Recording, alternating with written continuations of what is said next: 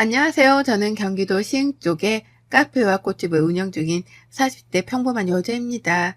10년을 사귄 남자친구와 헤어지고 난 뒤 결혼에 대한 생각을 접고 살던 어느 날 저희 카페의 단골 손님이었던 동생과 친해지고 그 동생의 소개팅으로 남편을 만나게 되었습니다. 제가 돌리고 싶은 순간이 있으면 바로 이 순간이었을까요? 저의 긴 이야기를 여러분들께 들려드리고자 합니다. 1년 전쯤 언니, 그 선배 진짜 괜찮아. 내가 언니라서 소개시켜주는 건데, 내 주변에도 그 선배 노리는 사람 진짜 많거든. 근데 언니가 너무너무 괜찮아서 내가 선배한테 언니 칭찬을 너무 많이 했다니까? 아, 뭘 그렇게까지. 나 너무 부담되는데? 아, 무슨 부담이야. 그냥 가볍게 한번 만나봐. 동생이 선배라는 사람은 대학교 다닐 때 선배여서 지금까지 친하게 지낸다고 했는데 정말 성실하고 마음씨도 따뜻하고 얼굴도 잘생겨 학교에서 인기가 굉장히 많았다고 하더라고요.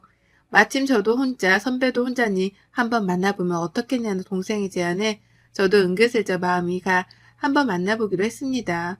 처음 소개팅 하던 날 잔뜩 긴장한 얼굴로 나온 남편은 저에게 튤립을 하나 건네더라고요. 그러면서 저에게 처음 하던 말이 튤립의 꽃말은 고백이라고 하네요. 이렇게 나와주셔서 감사합니다. 라는 말에 우리는 그 이후부터 연인이 되었습니다. 평범한 직장인이었던 남편은 성실하고 또 성실해 회사에서도 인정받은 사람이었는데요. 하지만 저는 자영업을 하는 중이고 남자친구는 회사원이다 보니 사실 데이트하는 시간이 잘 맞지 않았습니다.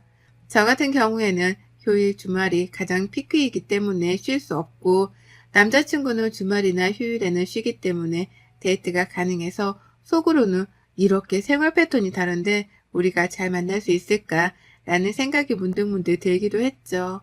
하지만 남자친구는 저의 시간에 다 맞춰주었고 그런 그의 마음에 내 생에 결혼이란 건 없을 줄 알았지만 그 마음이 또 새록새록 생겨나더군요. 그 사람 집에 처음 이사 가던 날 직접 만든 꽃다발을 들고 찾아뵈었는데요. 웃으며 반겨주었습니다. 하지만 그 사람 집에 다녀온 뒤 저는 걱정이 더 많아졌습니다. 저도 나이가 있는지라 사실 늦게 결혼하는 거 조금은 안정적으로 시작하고 싶었지만 그 사람 집은 시아버지가 오랫동안 사업을 하다가 코로나로 인해 폐업을 하시고 집이 많이 어려워졌다고 하더군요. 저희 집은 그래도 유복하게 살았던 편이라 부모님 두 분 다 노후 걱정이 없고 신축 빌라를 매입해 월세를 받아서 노후를 준비하셔서 제가 걱정할 게 없지만 그 사람네 집은 부모님이 지금 일을 하지 못하고 있고 군대 간 동생까지 있다고 하네요. 누가 보면 너무 속물 같다고 생각할 줄은 몰라도 사실 걱정이 되기는 했습니다. 하지만 그런 걱정도 무색하다고 해야 할까요? 그 사람의 진심 어린 마음에 같이 헤쳐나가면 되겠다 생각을 했고 제가 살고 있던 집에 가전, 가구만 바꿔서 살기로 했습니다. 결혼 생활이 시작되었고 제가 늦게 끝나고 오는 날이면 남편은 회사 갔다 와서 집 청소에 심지어는 저녁까지 만들어 이런 게 바로 행복이구나 느끼게 해주더라고요. 늘 혼자 들어오던 집이었는데 누군가가 나를 맞이해 준다는 게 행복하기도 했습니다. 남편이 저에게 잘해줄수록 저도 더 잘해주려고 노력했고 시댁에게도 마찬가지였습니다. 두 분 다 몸이 성치 않으셔서 건강검진을 보약에 전부 다 해드렸는데요. 물론 저에게 늘 미안하고 감사함을 표현하셨습니다. 남편도 그랬고요. 당연히 남편보다 저는 어느 정도 자리를 잡은 터라 수입이 일정적이었고 사실 사업이 잘 되면 직장 다닐 때보다는 더 많이 벌기 때문에 제가 좀 더 쓰면 된다고 생각했거든요. 근데 제가 너무 잘해드린 탓이었을까요? 일하고 있으면 들려오는 전화벨 소리와 전화통화 너머에는 늘 어머님의 한숨뿐이었습니다. 어디가 아프다, 저기가 아프다 등등을 하실 때마다 물론 이해는 하지만 제가 어떻게 해드릴 수 있는 게 없잖아요. 그럴 때마다 용돈도 보내드리고 병원도 다녀오시라고 걱정도 많이 했죠. 그러다 갑자기 남편이 저에게 그러더라고요. 자기야, 우리 집에 부모님께 내가 생활비 드려둔 거 있는데 드려도 될까? 라고요. 그래. 얼마씩 드렸는데? 나 150 정도씩. 150만 원? 음, 엄마 아빠 둘 다 일 안 하시니까 생활이 잘 되지 않으니까 내가 그동안 드렸지.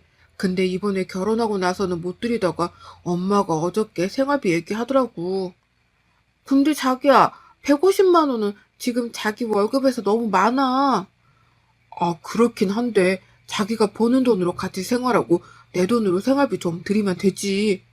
내 돈이 무슨 그거야? 자기야, 왜 말을 그렇게 해? 우리 부부인데 이제. 됐어. 우선 알았어. 물론 두 분 다 일 안 하시는 건 알지만 한 달에 150이라니요.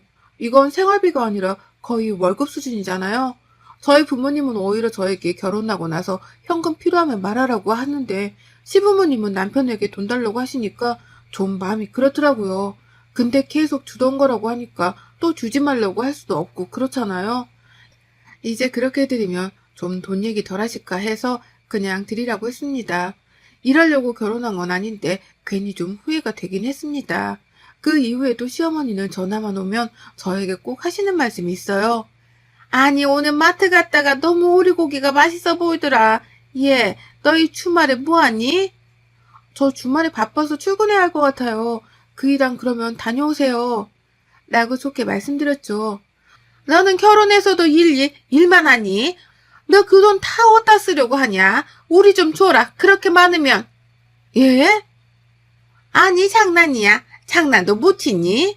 이러시면서 계속 저한테 징징대면서 오리고기가 너무 드시고 싶다고 하시길래 남편에게 주말에 내가 못 가니 자기가 사드리고 오라고 제 카드를 줬습니다.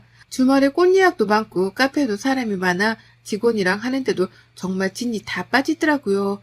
그리고 마감을 하고 이제서야 핸드폰을 보는데 핸드폰에 문자가 한 6개나 넘게 와 있더라고요. 짜르르 그 문자를 보는데 오리고기 98,000원, 백화점 25만원, 땡땡 브랜드 87,000원, 카페 25,000원 등등 찍혀있는데 화를 주체할 수가 없겠더라고요. 전화로 할 말은 아닌 것 같아 집에 가서 남편이 있길래 불러다가 이야기를 했습니다. 자기야, 오늘 카드를 얼마를 쓴 거야? 아, 자기야, 내가 말하려고 했는데 자기 주말에 바쁘니까. 아니, 밥 먹고 엄마 아빠랑 나왔는데 엄마가 잠바도 없고 아빠 신발도 너무 낡아서 또 안 사드릴 수 없잖아. 그래서 사드렸지. 장인 장모님 것도 사드리려고 했는데 전화드렸더니 괜찮다고 계속 그러시길래 못 샀어. 그래, 사드리는 건 좋아. 근데 자기 카드로 사지. 왜 내 카드로 사드려? 아, 며느리가 사준다고 하면 더 좋지. 그리고 우리 사이에 네 돈 내 돈이 어딨어. 자기가 그런 말 하면 너무 섭하다. 그건 아니지. 내가 직접 사드리는 것도 아닌데 자기가 왜 나서서 내 카드를 긁어? 우선 사드렸으니까 알겠어. 근데 다시는 이러지 마. 사드려도 내가 사드릴 테니까. 알았어. 엄마 아빠가 너무 좋아하셨어. 라며 눈치 없게 이야기를 계속하더라고요. 저는 죽어라 쉬지 않고 일만 하는데 남편은 저러니 사실 조금 남편한테 정이 떨어지기도 했습니다. 물론 부모님한테 뭐 사드리는 거 너무 좋아요. 근데 정말 이런 적이 자주 있거든요. 꼭 자기 카드 안 쓰고 제 카드 쓰고요. 이번에 따끔하게 말했으니 이제 알아들을 거라 생각했습니다. 근데 정말 알아들었을까요? 얼마 뒤에 또다시 일이 터졌습니다. 그날도 예약 주문이 너무 많아 한참 바쁘게 일하는데 카드 내역 문자에 250만 원이 찍히는 거예요. 저는 처음에 내 카드가 분실됐나? 나한테 있는데 도대체 이게 뭐지 해서 보니까 제가 남편한테 제 카드 만들면서 가족 카드로 하나 만들어준 게 있는데 그거였습니다.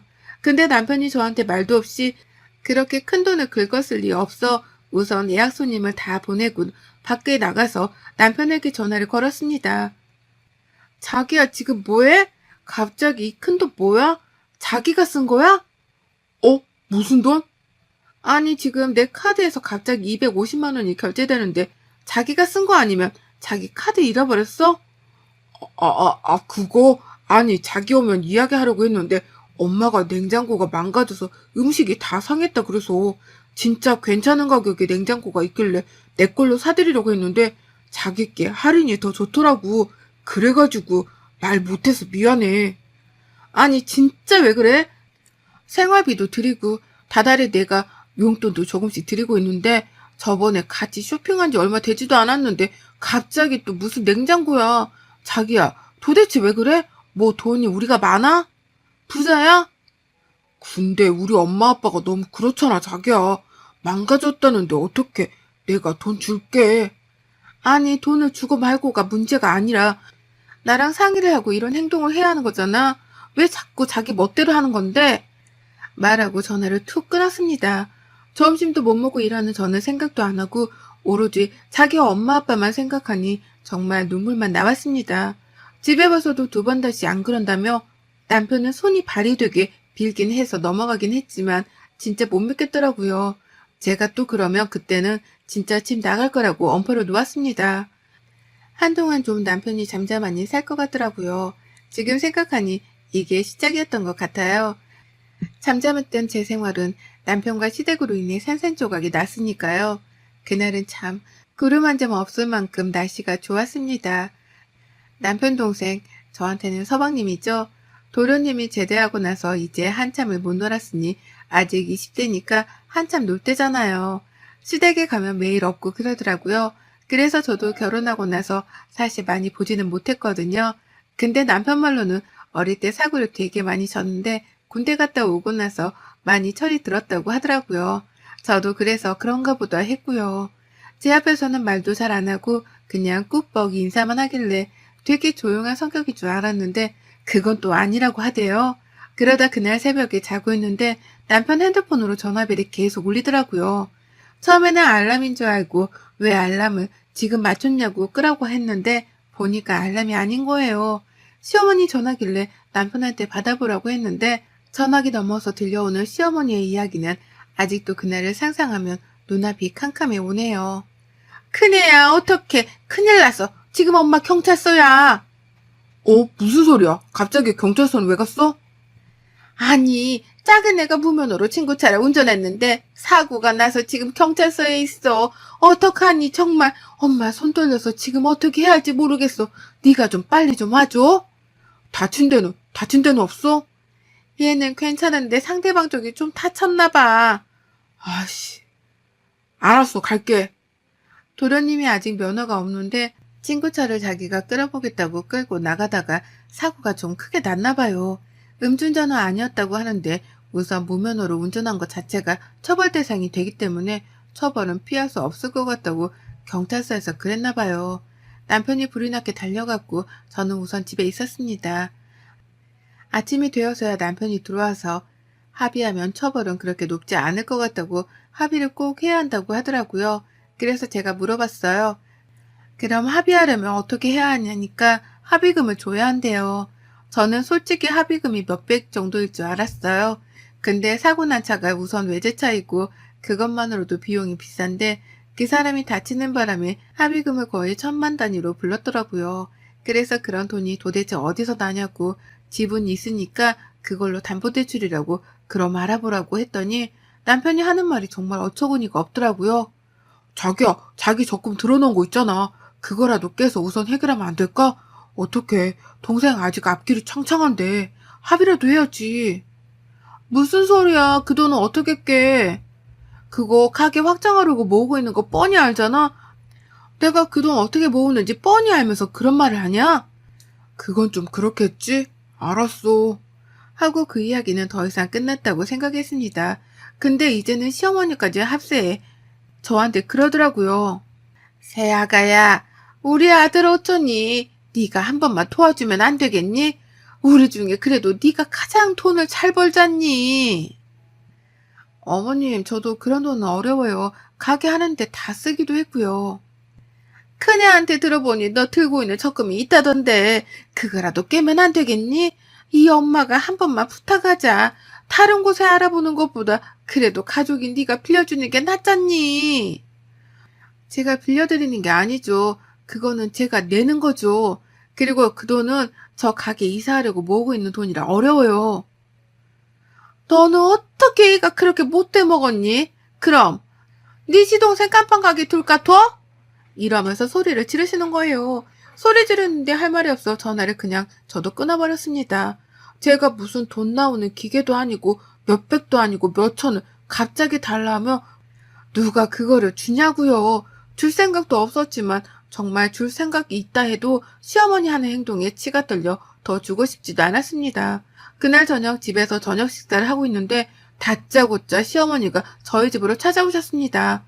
그러더니 갑자기 저보고 너는 피도 눈물도 없는 애야. 지금 이 나이 먹은 엄마가 다른 데 가서 돈 구걸해야 네 마음이 편하겠어? 편하겠니? 내가 그렇게 너한테 잘해줬건만 어떻게 가족이라는 사람이 이러냐? 무슨 소리세요? 도대체 잘해드린 건 어머님이 아니라 저죠. 그리고 도련님이 잘못한 거 왜 저희 보고 그러세요? 어머님 지금 사시는 집 팔아서 해주시면 되겠네요. 뭐? 너 말이면 단 줄 알아?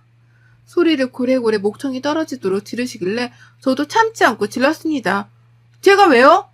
너 아주 발칙한 애구나. 어떻게 우리 착한 아들이 너 같은 애를 만나서 이래서 가족의 사람 잘못 들이면 안 된다는 말이 너를 보고 하는 말 같구나 진짜. 그 뒤로 남편이 와서 저보고 그러대요. 뭐 하는 거냐고. 아무리 그래도 엄마가 어른인데 사과드리라고요. 그래서 딱 말했습니다. 제가 그 돈 드릴게요. 근데 위자료로 제가 줄게요. 솔직히 위자료도 주고 싶은 마음 없지만 너무 딱해서 거지 적선한 듯 치고 드리려고요. 이제 더 이상 저 어머니 며느리 이 사람 와이프 안 하겠습니다. 이혼하자 우리. 라고 하니 어머님은 새파랗게 질리고 남편은 왜 그러냐고 계속 빌더라고요. 자기야 왜 그래? 내가 미안해 응? 아니 나는 그냥 너무 속상한데 엄마가 잘못한 거 맞지. 근데 엄마 아빠가 우리 집에 좀 그렇잖아?